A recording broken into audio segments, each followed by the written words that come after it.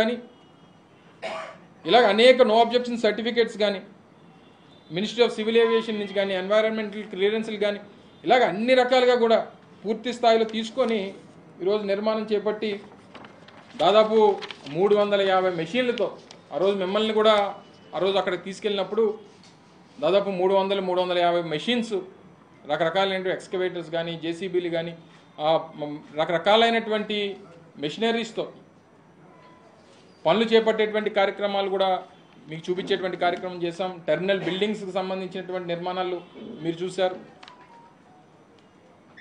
So ఇది ఈ ప్రాంతానికి సంబంధించినటువంటి ప్రజలు, ఈ ప్రజల తాలూకు ఆకాంక్షలకు అనుగుణంగా చేపట్టినటువంటి ప్రాజెక్టులు. దాంతోపాటు మూలపేట పోర్టు, అలాగే తర్వాత ఫిషింగ్ హార్బర్లు కానీ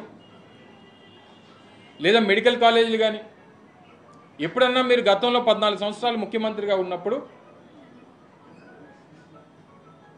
మెడికల్ కాలేజీల నిర్మాణం కానీ ఇంజనీరింగ్ కాలేజీల నిర్మాణం కానీ పోర్టుల నిర్మాణం కానీ ఎప్పుడన్నా ఆలోచన చేశారా? అప్పుడు కూడా ఉమ్మడి ఆంధ్రప్రదేశ్లో ఈ ప్రాంతాలన్నీ ఈ రాష్ట్రంలోనే ఉండేవి కదా. లేదా రాష్ట్ర విభజన జరిగిన తర్వాత మొట్టమొదటిసారి మీకు అవకాశం ఇచ్చారు. పోనీ అప్పుడన్నా పోర్టులు నిర్మాణం చేపట్టాలనేటువంటి ఆలోచన పోనీ ఆ రోజన్నా చేసి ఉండాలి కదా. ఇప్పుడు అన్నీ వచ్చి మేము పనులన్నీ చేస్తే పేర్లు మీరు పెట్టుకునేటువంటి ప్రయత్నం చేస్తూ ఉన్నారు. సరే, ఏదేమైనప్పటికీ ప్రజాస్వామ్యంలో ప్రభుత్వం నడిపించేటువంటి నాయకత్వాలు ప్రజాస్వామ్యంలో ప్రతి 5 సంవత్సరాలకు ఒకసారి ఎన్నికలు జరిగినప్పుడు వారు తీర్పునిస్తారు. దానికి అనుగుణంగా జరుగుతాయి. కానీ చేసినటువంటి కార్యక్రమాలను అసలు ఏమీ చేయనట్టుగా చిత్రీకరించేటువంటి కార్యక్రమం నిన్న ముఖ్యమంత్రి గారు చేసినటువంటి దాన్ని తీవ్రంగా ఖండిస్తూ ఉన్నాం. మీరు దాన్ని కొనసాగిస్తున్నామని చెప్పండి, లేదా గతంలో జరిగినటువంటి పనులు ఈ మేరకు జరిగాయని చెప్పండి. భోగాపురంలో ఎయిర్పోర్ట్ కడుతున్నాం, మళ్ళీ నిన్న అక్కడి నుంచి 100 కిలోమీటర్లో మూలపేట ఉంటుంది నాకు తెలిసి, అక్కడ ఒక ఎయిర్పోర్ట్ అని చెప్పి ప్రకటించారు నిన్న. అంటే అక్కడ పోర్టు కట్టడం నాకు తెలుసు, ఎందుకంటే పోర్టు సంబంధించినటువంటి శంకుస్థాపన కూడా గతంలో ఏప్రిల్ 19వ తారీఖు 2023లో చేసాం. అది కూడా దాదాపు 40% పనులు పూర్తయినాయి. అక్కడ పోర్టు ఉంది, అక్కడ ఎయిర్పోర్ట్ కూడా కడతామని చెప్పి నేను ముఖ్యమంత్రి గారు ప్రకటించారు. స్వాగతిస్తూ ఉన్నాం. ఇవన్నీ చెయ్యాలి. కుప్పంలో ఒక ఎయిర్పోర్ట్ కడతానన్నారు, నిన్న మూలపేటలో ఒకటి కడతానన్నారు, నాగార్జున సాగర్లో ఒకటి కడతానన్నారు, దొనకొండలో ఒకటి, దగదర్తిలో ఒకటి. ఎస్, ఇవన్నీ కడతానన్నారు కాబట్టి స్వాగతిస్తూ ఉన్నాం. కట్టమనండి. ఇప్పుడు రానుటువంటి 5 సంవత్సరాల్లో ఏవి కడతారో, ఎన్ని కడతారో, కుప్పంలో ఎన్ని కడతారో, లేకపోతే ఇంకో దగ్గర ఎన్ని కడతారో అని చూస్తాం. ఎందుకంటే గతంలో కూడా ఈ రకంగానే వారు 2014లో ఆయన ముఖ్యమంత్రిగా బాధ్యతలు తీసుకున్న తర్వాత మొదటి కేబినెట్ సమావేశం మన విశాఖపట్నంలోనే పెట్టారు. ఆంధ్ర యూనివర్సిటీ వేదికగా వారు కేబినెట్ సమావేశం పెట్టి ఆయన నాకు తెలిసిన దగ్గర నుంచి, ఎందుకంటే 95లో ఆయన ముఖ్యమంత్రి అయ్యే సమయానికి నాకు 10 సంవత్సరాల వయసు. నాకు తెలిసిన దగ్గర నుంచి ఆయన విశాఖపట్నం ఆర్థిక రాజధానిగా చేస్తానని చెప్పడం నేను అప్పటి నుంచి వింటున్నాను. ఇప్పుడు 30 సంవత్సరాలు అయిపోయింది. నాకు 40 వచ్చింది, ఆయనకి 75 వచ్చాయి. మొన్న కూడా ఆయన ముఖ్యమంత్రిగా బాధ్యతలు తీసుకున్న తర్వాత మళ్ళీ విశాఖపట్నం ఆర్థిక రాజధానిగా చేస్తానని చెప్పి ప్రకటించారు. సో ఏదేమైనప్పటికీ ఇది టూ అర్లీ. సరే, మేము మాట్లాడడానికి, మేము ఏదన్నా అనడానికి కూడా ఆయన బాధ్యతలు చేపట్టి నేటికి కరెక్ట్గా 4 రోజులు.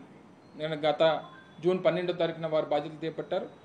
ఈరోజు జూలై 12. ఏదేమైనప్పటికీ మేము విమర్శించడానికి కానీ, మేము ఏదన్నా మాట చెప్పడానికి కానీ ఇంకా మేము సమయం తీసుకుంటాం మొదటి నుంచి చెప్తున్నాం. కానీ దానికి అవకాశం ఇవ్వట్లేదే వారు. కనీసం ఒక 6 నెలల సమయం అన్నా ఇవ్వాలి. వారు ఏమి చేద్దాం అనుకుంటున్నారో, చెప్పినటువంటి కార్యక్రమాలు ఏ రకంగా అమలు చేద్దాం అనుకుంటున్నారో అనేటువంటి దానికి ఏ ప్రభుత్వానికైనా కనీసం 6 నెలల సమయం ఇవ్వాలి అనేటువంటిది మా వైఎస్ఆర్ కాంగ్రెస్ పార్టీ తాలూకు అభిప్రాయం. కానీ దానికి సమయం ఇవ్వట్లేదు చంద్రబాబు నాయుడు గారు.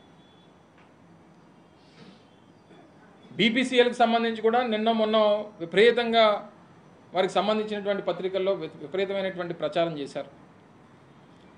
అలా బీపీసీఎల్ రిఫైనరీకి సంబంధించి ఆ ప్రాజెక్ట్ కోసం ఎన్నికల కన్నా బహుశా నాకు తెలిసి ఫిబ్రవరి మార్చ్ మాసాల్లో ఆ టీం ఆ రోజే మేము ప్రభుత్వంలో ఉన్నప్పుడు వచ్చింది. సరే మేము ఏం చెప్పినా తెలుగుదేశం పార్టీ ఇప్పుడు ఉన్నటువంటి ప్రభుత్వం కాదంటది, కానీ అధికారులు ఉన్నారు కదా. ఇప్పుడు పరిశ్రమల శాఖ కార్యదర్శిగా ఉన్నటువంటి యువరాజ్ గారు వారు ఉన్నారు. గతంలో ఏపీఐసి ఎండీగా అలాగే కమిషనర్ ఇండస్ట్రీస్గా పనిచేసినటువంటి ప్రవీణ్ కుమార్ గారు ఉన్నారు. వీరందరూ అప్పుడు వచ్చినటువంటి బీపీసీఎల్కి సంబంధించినటువంటి అధికారులను తీసుకొని వెళ్ళి, నేను ప్రాంతాల పేర్లు చెప్పను కానీ రాష్ట్రంలో కొన్ని ప్రాంతాలు విజిట్కి వారిని తీసుకెళ్లారు లేదా అడగండి ఒకసారి. ఏదో ఈయన ముఖ్యమంత్రి అయిపోయిన తర్వాత వాళ్ళు పరిగెట్టుకొని వచ్చేసారని చెప్పి వారు ప్రచారం చేసుకునేటువంటి విధానం, అంటే ఇందాక చెప్పినట్టు మార్కెటింగ్లో మరి వారిని మించినటువంటి వారు లేరు. అది వచ్చినా రాకపోయినా ముందు పబ్లిసిటీ అనేటువంటిది ఇంపార్టెంట్. సినిమా రిలీజ్ అయినా అవ్వకపోయినా ముందు పబ్లిసిటీ చేయాలనేటువంటిది చంద్రబాబు నాయుడు గారు తప్పన ఆ రకంగా చేస్తూ ఉన్నారు. రావాలనే కోరుకుంటున్నాం. ఎందుకంటే ఏ కొత్త పరిశ్రమ వచ్చినా, ఏ పెద్ద రిఫైనరీ వచ్చినా ఈ ప్రాంతానికి, రాష్ట్రానికి మంచి జరుగుతుంది, నలుగురు ఉపాధి కలుగుతుంది అనేటువంటిది మా తాపత్రయం. నేను అనేక సందర్భాల్లో నేను మంత్రిగా ఉన్నప్పుడు కూడా పరిశ్రమల స్థాపనకు సంబంధించి మా తాలూకు విధానాన్ని ఆ రోజు మా ముఖ్యమంత్రి జగన్మోహన్ రెడ్డి గారి తాలూకు ఆలోచనని మీకు అనేక సందర్భాల్లో చెప్పారు. ఎందుకంటే జగన్మోహన్ రెడ్డి గారు మేము ఎప్పుడు సమావేశం అయినా సరే మాకు చెప్పినటువంటి మాట, ఏది ఫైనల్ అయినంత వరకు వారు పెట్టుబడి పెడతారని చెప్పి నిర్ధారణకు వచ్చి మన దగ్గర అన్ని రకాలైనటువంటి భూమి కానీ సంబంధించినటువంటి పర్మిషన్స్ అన్నీ కూడా మనం ఇచ్చినంత వరకు ప్రకటన చేయొద్దు అని చెప్పేవారు. ఎందుకంటే చెప్పిన తర్వాత రాకపోయారు అనుకోండి, సపోజ్ ఉదాహరణ బీపీసీఎల్ ఉంది. దక్షిణ భారతదేశంలో అనేక రాష్ట్రాలు తిరుగుతూ ఉన్నారు వారు. దక్షిణ భారతదేశంలో అనేక రాష్ట్రాల్లో, సముద్ర తీరం కలిగినటువంటి అనేక రాష్ట్రాల్లో ఎక్కడ అనుకూలంగా ఉంటుంది అనేటువంటి దాని మీద వారు తిరుగుతూ ఉన్నారు. ఉదాహరణ కేరళలోనో, తమిళనాడులోనో, లేదా కర్ణాటకలోనో, లేకపోతే మన దగ్గరే అవ్వాలని నా కోరిక. రేపు పొద్దున్న పొరపాటున ఏదన్నా వేరే నిర్ణయం తీసుకుంటే అప్పుడు ఏం సమాధానం చెప్తారు చంద్రబాబు నాయుడు గారు? సో ఏది ఏమైనప్పటికీ ప్రజలకి మంచి జరగాలనేటువంటిది మా తాపత్రయం. సరే, ప్రజలు మీకు అవకాశం ఇచ్చారు,